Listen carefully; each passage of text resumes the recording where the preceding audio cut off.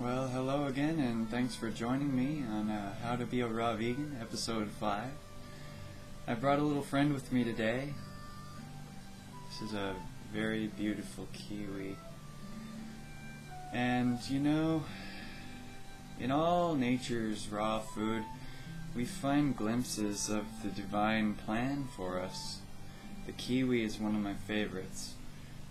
You see, we have a light center. Everything has come from this white, beautiful light, and it expands out into rays of white light that go even beyond the kiwi.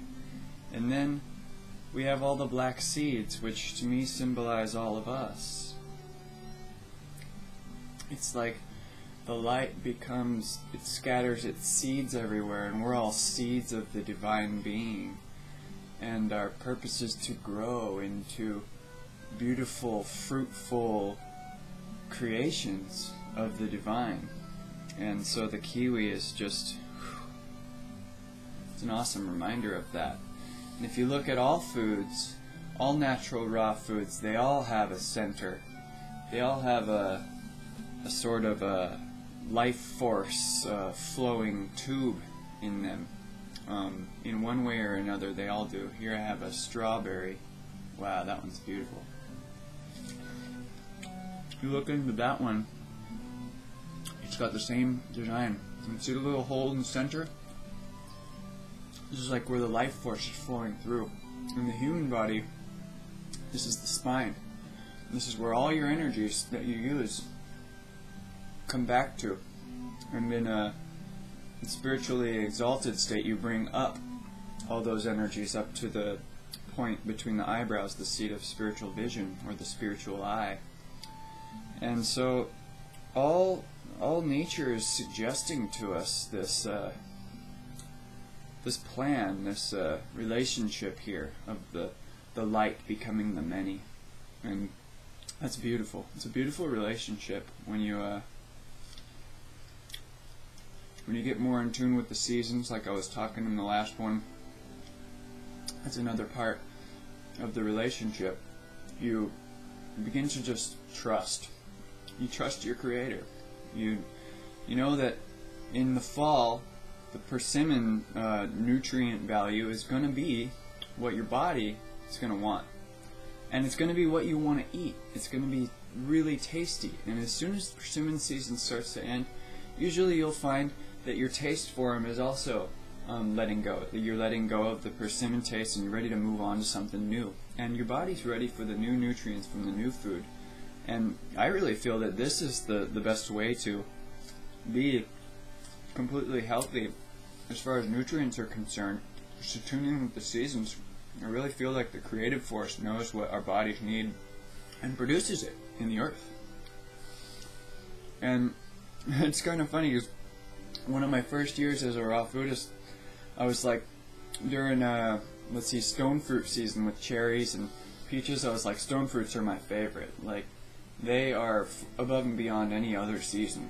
And then summer would come in, like, tomatoes, and I was like, tomatoes are so good. No, tomatoes are now my favorite. And then fall and winter would come, and I'd be like, persimmons, they totally win. And then it'd just repeat back to stone fruits, and I was like, oh, everything's my favorite. All raw food is the best, because it comes from the best. It comes from what knows what's best for us. It comes from perfection. And that was just an awesome feeling, an awesome realization. Let's go more into a little bit about the raw veganism and spirituality. Here I have a book by Paramahansa Yogananda, and he has a lot of interesting things to say about the raw food diet. Let's see. Keep your body free from poisons in order to have magnetism. If your body is filled with poisons, you will find that your energy is more or less bound within you. Try to clean out those poisons. If you're clean within, then all your energy can be displayed through the eyes, your face, and your body. You must pay attention to your diet. Raw food produces magnetism. Coconut produces lots of magnetism. Beets, spinach, and lettuce are full of vitality and give you magnetism. Here's a really interesting thing about meat eating. too much meat causes you to lose your magnetism, because animal magnetism tampers with your spiritual magnetism. I thought that was fascinating. He also says, just as we concern ourselves with the nutritive value of our daily food menus, so should we consider the nutritive potency of the psychological menus that we daily serve the mind. And this is just about the most important thing we can all remember when it comes to health, is your thoughts are what are creating your health, probably more so than the food you're putting in your body. If you make a gnarly cooked food meal with like meatloaf, but you make it all with complete love and appreciation and just a joyous state, you're putting all that energy into your food, and that meal is going to be sustaining. It may still linger in your body and not be eliminated as quickly as raw food, but the point is that you're creating a vibration. You're putting your vibration into your food. And the same goes with if you're making a raw food meal and you're in an angry mood. That food's not going to be very good for you. And so this is a really important subject, a really important part about the raw diet, about the most efficient way to take care of the body, the nutrient value of your thoughts. And that's another reason why going to a restaurant and eating cooked food isn't a good idea, because you don't know where the chef is at. You don't know what he's going to put into that food. And so there you go. That's just super important. Also, another thing is the calmness that we want to develop when we want to grow spiritually and be able to go deep in a meditation, or go deep in our perception of reality, the ultimate reality within us. You want to be calm. Calmness is the way to do it, and a system that is full of poisons can't become calm. It's aggravated. It has things going on. It has irritation, adrenaline, basically. And so this calmness is just precious. And when you eat only raw food, that happens effortlessly. Just in time, you get deeper and deeper into the benefits, and it's so great.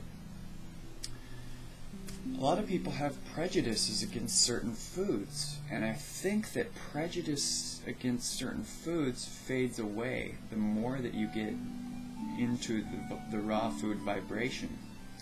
I think that everything that's been created is good, and that there may be certain exceptions to this that I'm talking about, but my theory is that if we do not like a certain natural raw food, it's because something needs to change in us. It's showing us something that is defunct in our either body or minds or something.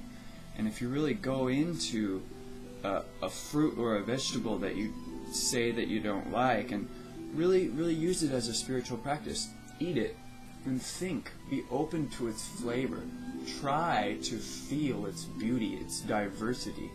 And that can really help to open up parts of your being that go way beyond the diet. So, I mean, that's my theory, but I feel that it's a good one, personally. I think that our prejudice against certain foods will fade away. So, let's see, I'd like to recap on the raw veganism and spirituality here. This beautiful kiwi is just one little example of the awesome intuitions that are possible when you get more and more in tune with this raw food vibration. The intuitions that you perceive when you work with raw food are very helpful to your connection with that force that's guiding you in all life.